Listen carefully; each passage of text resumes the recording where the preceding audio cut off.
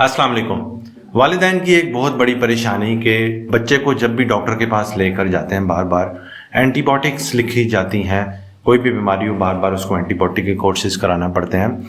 तो आज की वीडियो का मकसद यह है कि आप लोगों के लिए आसान बनाया जाए कि कब बच्चों को एंटीबायोटिक देनी है और कब नहीं देनी। लेकिन इस चीज़ में आपका तामुल बहुत ज़रूरी है कि जो वायरल इन्फेक्शंस हैं उनमें एंटीबायोटिक्स की ज़रूरत नहीं होती। तो आपको थोड़ा इंतज़ार करना पड़ सकता है जब तक मरीज़ की इलामात ठीक ना हो। बहुत ज़्यादा जल्दी या पैनिक होने की ज़रूरत नहीं वायरल इन्फेक्शंस में, क्योंकि उन्होंने खुद ही ठीक होना है, उसमें एंटीबायोटिक्स का कोई रोल नहीं होता। यानी अगर वायरल इन्फेक्शंस में आप एंटीबायोटिक देते हैं तो उससे वायरल इन्फेक्शन ठीक नहीं होगा। उसने अपना वक्त लेना है जिसमें वो खुद ही ठीक होगा।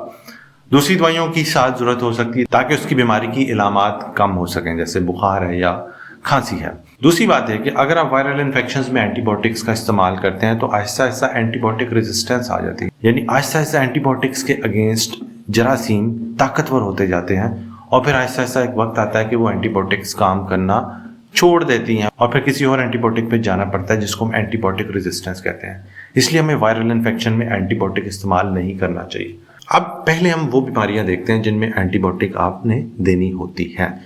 पहले नंबर पर अगर किसी बच्चे को ईयर इन्फेक्शन यानी मिडिल ईयर इन्फेक्शन है, यानी तेज़ बुखार है, कान में दर्द है या कान बह रहा है, खासतौर पे अगर छोटा बच्चा है तो उसमें एंटीबायोटिक देनी होती है।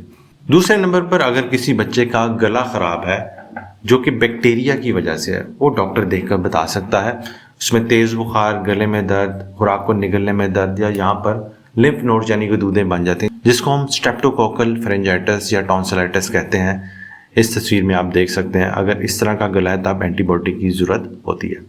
तीसरे नंबर पर अगर किसी बच्चे को बैक्टीरियल निमोनिया है, बैक्टीरियल निमोनिया में तेज़ बुखार, खांसी या सांस लेने में दुश्वारी हो सकती है और फिर साथ कुछ टेस्ट जैसे CBC CRP करवा के देखा जाता है कि बैक्टीरियल है या नहीं, प्लस एक्सरे में पता चल जाता है कि बैक्टीरियल निमोनिया है या नहीं, तो उसमें एंटीबायोटिक की ज़रूरत होती है। और अगर वायरल निमोनिया है तो उसमें एंटीबायोटिक की ज़रूरत नहीं होती।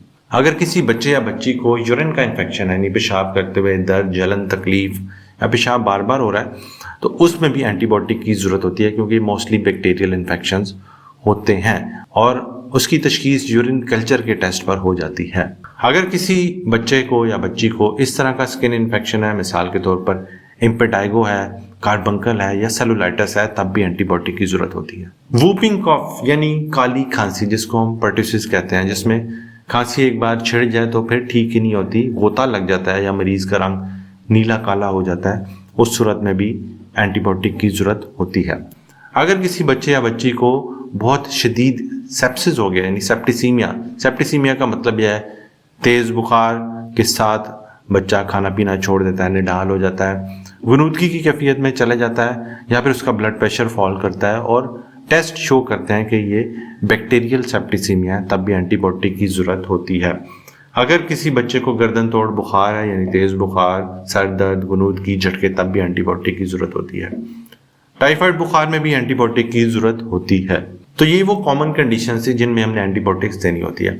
अब बात करते हैं कौन सी ऐसी बीमारियां जिनमें एंटीबायोटिक्स की हरगिज़ ज़रूरत नहीं होती।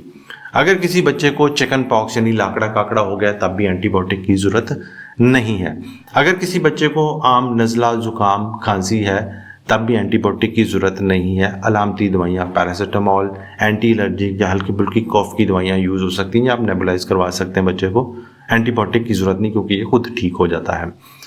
किसी बच्चे को अगर ब्रोंकियोलाइटिस यानी चेस्ट इन्फेक्शन है जो कि वायरस की वजह से है, उसमें भी एंटीबायोटिक की ज़रूरत नहीं होती। अगर किसी बच्चे को पीला यरकान है जो कि हेपेटाइटिस A की वजह से है, उसमें भी एंटीबायोटिक की ज़रूरत नहीं होती, वो 2 से 3 हफ्तों में ठीक हो जाता है। डेंगू बुखार में भी एंटीबायोटिक की ज़रूरत नहीं होती। खसरे में भी एंटीबायोटिक की ज़रूरत नहीं होती। मम्प्स यानी कान पड़े, जहाँ पर स्वेलिंग जो हो जाती है, उसमें भी एंटीबायोटिक की ज़रूरत नहीं होती। उसके अलावा भी कई वायरल इलनेसेस हैं, ज़्यादातर जो डायरियाज़ हैं यानी मोशन की बीमारी हैं, वो भी ज़्यादातर वायरसेस की वजह से होते हैं, उनमें भी एंटीबायोटिक की ज़रूरत नहीं होती अनटिल के बच्चे के पखाने में ब्लड ना आ रहा हो। तो ये वो कॉमन लिस्ट है कि आपने किन कंडीशंस, किन बीमारियों में एंटीबायोटिक देनी है या नहीं। तो अगर आप डॉक्टर के पास जाते हैं तो आप डॉक्टर से थोड़ी बात कर सकते हैं कि बच्चे को ये अलामत है, क्या ये वायरल इलनेस है या बैक्टीरियल है। तो अगर बैक्टीरियल है तो एंटीबायोटिक की ज़रूरत है और इन बीमारियों के हिसाब से एंटीबायोटिक की ज़रूरत है। और अगर आम नज़ला, जुकाम, खांसी या जो मैंने बीमारियां बताई हैं तो इनमें एंटीबायोटिक की ज़रूरत हरगिज़ नहीं, ताकि हम एंटीबायोटिक रेजिस्टेंस से बच सकें, ताकि ये एंटीबायोटिक ज़रूरत के वक्त काम आ सके, ना कि जब हम ज़रूरत के वक्त इस्तेमाल करें तो ये काम करना छोड़ दें। उम्मीद है मालूमात आपके लिए कारआमद साबित होगी। अपना और अपने बच्चों का बहुत बहुत ख्याल रखें। भाई को दुआ में याद रखें। अल्लाह हाफ़िज़।